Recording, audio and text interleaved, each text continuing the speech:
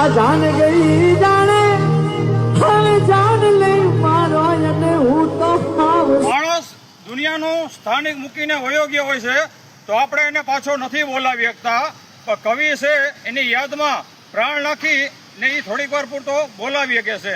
આજ મારે વાત કરવી છે ધોરાજીના મામદ ઇબ્રાહિમ કુરેશી.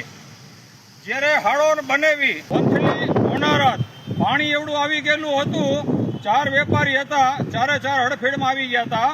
ત્યારે અબો કહે છે કે મામદ હવે તું જાતો નહીં. તો મામદ કહે છે કે અબા આ જબાન આપી છે મામદે, મળદ રાખે કાળજા મળદોરી રીતના જીવાય છે.